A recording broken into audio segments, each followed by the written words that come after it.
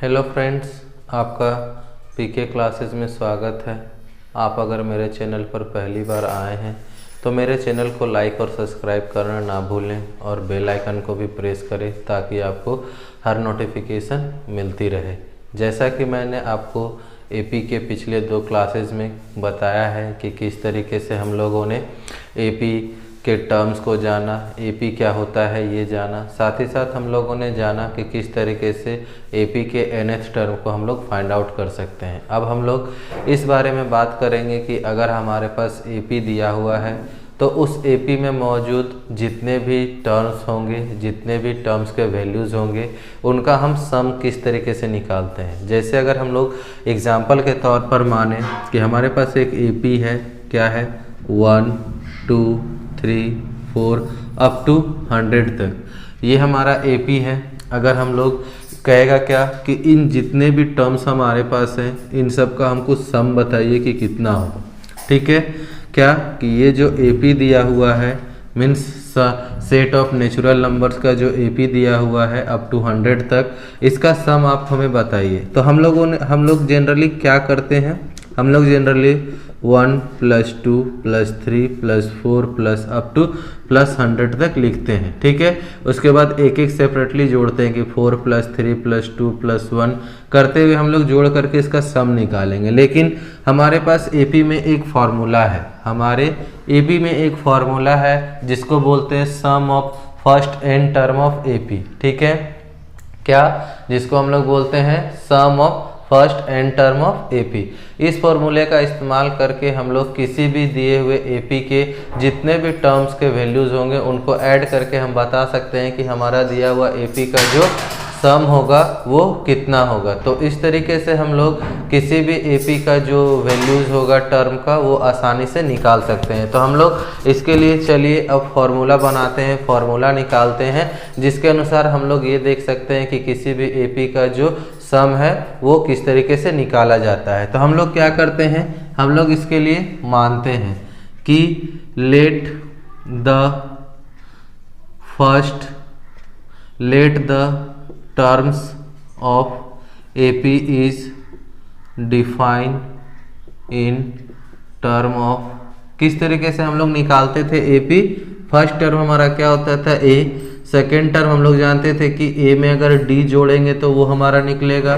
Third term क्या होता था A2 + D, तो अगर हम लोग D को 2 बार लिख करके जोड़ दें तो वो हमारा थर्ड टर्म देता था। उसी तरीके से A में अगर 3 जोड़ दे तो इस तरीके से हमारा ये टर्म देता था। ठीक है, और उसके बाद क्या कि nth term of an AP क्या था हमारे पास A + n-1 × D था। ये हमारे पास एपी था।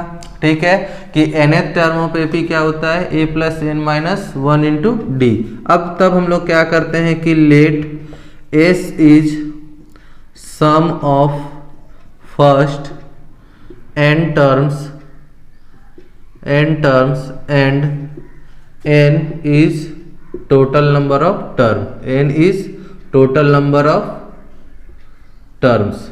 ठीक है, तो इस तरीके से अगर हम लोग इसका सम निकालेंगे तो क्या निकलेगा, S बराबर क्या होगा हमारे पास कि A + n-1। ठीक है, इस तरीके से हमारे पास क्या निकलेगा, इसके अनुसार क्या कि A कॉमा, ठीक है, n-1 सेकेंड टर्म हमारा क्या होगा A + D, थर्ड टर्म हमारा क्या होगा। ठीक है, इसका सम हम लोग करते जाएंगे plus A + 2D plus up to क्या होगा A + n-1 × D होगा। ये हमारे पास क्या होगा A + 1 × D। ठीक है, उसके बाद A - 1 × D, इस तरीके से करते हुए हमारे पास कहाँ तक जाएगा n-1 × D तक। अब हम लोग इसको इक्वेशन 1 मानते हैं। ठीक है, अब हम लोग इसको इक्वेशन 1 माने। अब लिखते हैं क्या, now sum the value of equation 1 in reverse order. अब हम लोग इसी चीज को रिवर्स ऑर्डर में जोड़ते हैं। वी गेट क्या हमें मिलेगा हम लोग अगर इसी चीज़ को रिवर्स ऑर्डर में जोड़ेंगे तो क्या होगा, a plus n minus one into d, then a plus 2n minus one into d. ठीक है, उसके बाद इसी तरीके से जोड़ते हुए जाएंगे तो हम लोग के पास क्या आएगा, a प्लस डी और लास्ट में a आएगा, सिर्फ a बचेगा। ये हमारा क्या आ गया, इक्वेशन 2। ये हमारा क्या आएगा, इक्वेशन 2। मतलब फर्स्ट टाइम हम लोग जनरली इसको असेंडिंग ऑर्डर में जोड़ेंगे, सेकेंड बार हम लोग इसको डिसेंडिंग ऑर्डर में जोड़ते चले जाएंगे। ठीक है, ये हम लोगों का क्या आएगा कि ये एक तरीके n-2 फिर n-3 n-4 करते हुए ये हमारा कहाँ तक आएगा, a प्लस डी प्लस 1 तक। अब हम लोग क्या करेंगे, add equation 1 and equation 2 term wise. अगर टर्म वाइज हम लोग इसको जोड़ते हैं तो क्या मिलेगा, वी गेट, हम लोगों को मिलेगा क्या कि इस साइड एक साथ जुड़ेगा, इस साइड एक साथ जुड़ेगा, तो ये हो जाएगा 2s, ये हमारे पास आएगा 2s, ये आएगा 2a plus n minus one into D plus 2a n minus one into D, a plus ये हमारे पास आएगा 2a plus n minus one into D करते हुए ये हमारे पास आएगा यही चीज़ कि plus 2a plus n minus one into D. मतलब ये जो हमारा कितने टाइम्स आएगा, n टाइम्स आएगा। तो इस तरीके से हम लोग इसको क्या लिख सकते हैं, 2s n 2a plus n minus one into d. ठीक है, अब क्या देखिए यहाँ पर ये इंटू में है, इधर जाएगा तो डिवाइड में जाएगा। मतलब क्या होगा कि s is equal to n by 2a plus n minus one into d. तो ये रहा हमारा इसका सम का फॉर्मूला, जो हमको ये बताता है कि किसी भी एपी का जो सम होता है, किसी भी एपी का जो सम होता है वो क्या होता है, s बराबर n by 2a plus n minus one into D. आप चाहो तो इस तरीके से आप प्रोसीड करके किसी भी सम का फॉर्मूला, n टर्म का सम का फॉर्मूला निकाल सकते हो। तो ये हमारा रिक्वायर्ड फॉर्मूला है, ये हमारा रिक्वायर्ड फॉर्मूला है जिसके मदद से हम लोग किसी भी एपी के सम को निकाल सकते हैं। तो हम लोग इस चीज को अच्छे तरीके से अब समझ गए कि किस तरीके से हम लोग एसएन का वैल्यू निकालते हैं, मतलब फर्स्ट टर्म का। ठीक है, आप चाहो तो यहाँ पर n लिख सकते हो। n यहाँ पर क्या है, n मेरा नंबर ऑफ टर्म है, मतलब जितने भी नंबर ऑफ टर्म्स आपको दिए हुए होंगे उसके अनुसार आप एसएन का वैल्यू निकाल सकते हो, मतलब टर्म का वैल्यू निकाल सकते हो कि आपके एपी का जितने भी टर्म्स का जो वैल्यूज दिया हुआ है उन टर्म्स का सम क्या होगा और किस तरीके से हम लोग उसके सम को फाइंड आउट करते हैं। आप इसे लिखने के लिए वीडियो को पॉज कर लें। ठीक है, अब हम लोग एक क्वेश्चन कंसीडर करेंगे और देखेंगे कि किस तरीके से हम लोग एपी के सम का क्वेश्चंस को सॉल्व करते हैं और उससे होने वाले प्रॉब्लम को सॉर्ट आउट करते हैं। वीडियो को पॉज कर लें। जैसा कि हमने देखा कि एपी के फर्स्ट n टर्म्स का जो सम होता है वो क्या होता है, SN is equal to n by 2a plus n minus one into d. ठीक है, तो ये हमारा एसएन के फर्स्ट n टर्म्स का सम होता है। आप इसे सॉर्ट करने के लिए कुछ इस तरीके से भी रिड्यूस कर सकते हो।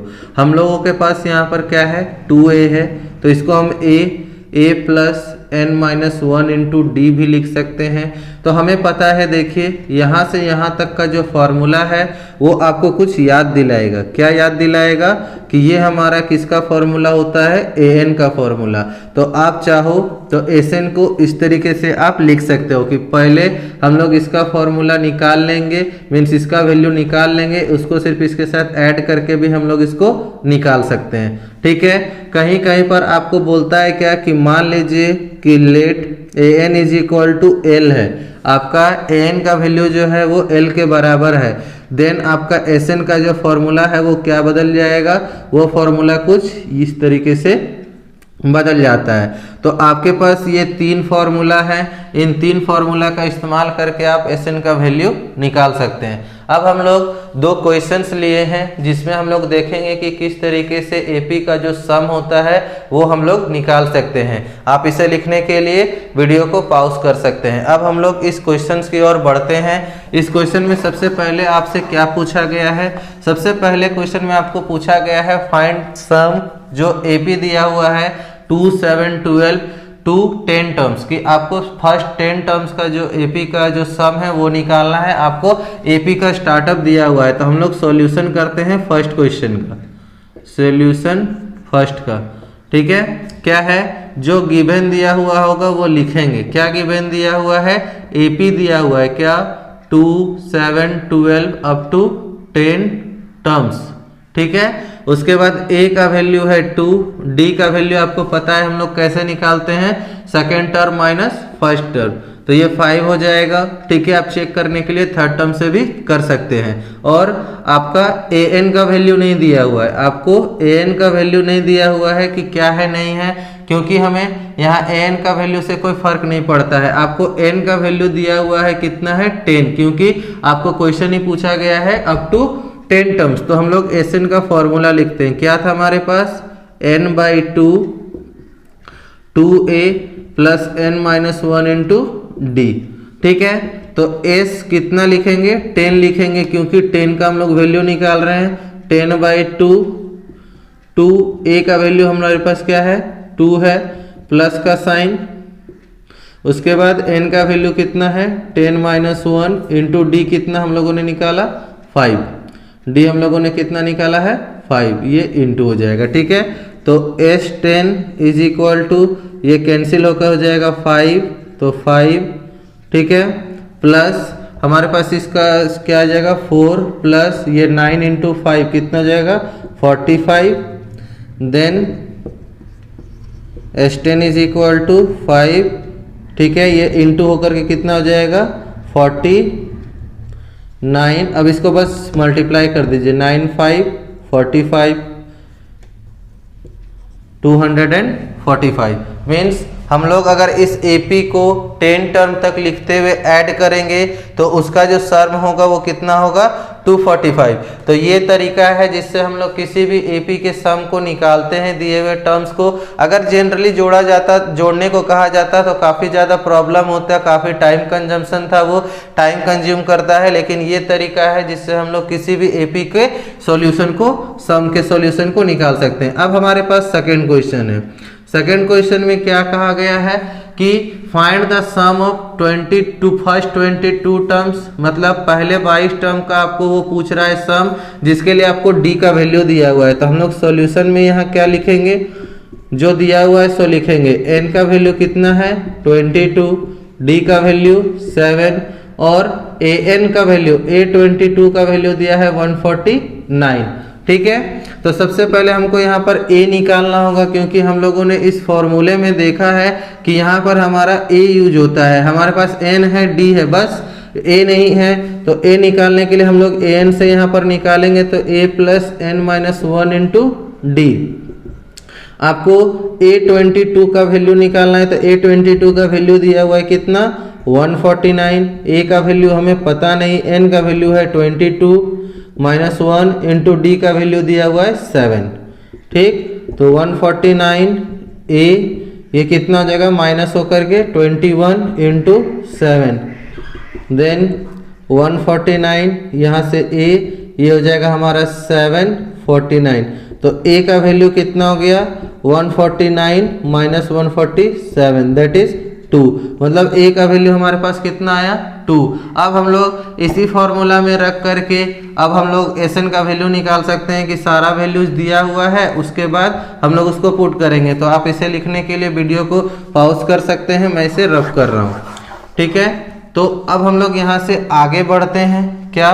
तो यहाँ से हम लोग कहाँ आ रहे हैं? इस जगह पे आ रहे हैं। ठीक, तो Sn इज इक्वल टू क्या है? n/2 2a plus n-1 into D। ठीक है, तो n का वैल्यू हमारे पास है 22, आप यहाँ पर S22 लिख लीजिएगा। उसके बाद 2a का वैल्यू हम लोगों ने क्या निकाला? 2 निकाला, प्लस n का वैल्यू कितना है 22 माइनस 1 इंटू 7, ठीक है। तो ये हो गया S22, ये हो जाएगा हमारे पास 11 इंटू ये 4 प्लस आप लोगों ने यहाँ पे भी जस्ट इसको निकाला कितना 147, ठीक है। 1 इंटू कितना हो जाएगा 151। अब इसको जस्ट मल्टीप्लाई कर देंगे, मल्टीप्लाई करके जितना वैल्यू आएगा उसको हम लोग लिख देंगे। तो जो भी हमारा वैल्यू आएगा हम लोग यहाँ पर मल्टीप्लाई करते हैं। ये कितना आएगा 161, तो ये हमारा ये आया, ये इसका आंसर होगा। तो इस तरीके से हम लोग क्वेश्चंस को सॉल्व करके आप किसी भी एपी के प्रॉब्लम को सॉल्व कर सकते हैं, सम के प्रॉब्लम को। अगर आपको जानकारी अच्छी लगी हो तो अपने दोस्तों में ज़रूर शेयर करें और लाइक और सब्सक्राइब करना ना भूलें। अगर किन्हीं को मुझसे ऑफलाइन पढ़ना है तो मैं वीडियो के लास्ट में अपने ट्यूशन क्लास की ऑफलाइन जो भी मैं जहाँ पर पढ़ाता हूँ उसकी जानकारी डाल दूंगा, आप मुझसे वहाँ भी कांटेक्ट कर सकते हैं। धन्यवाद।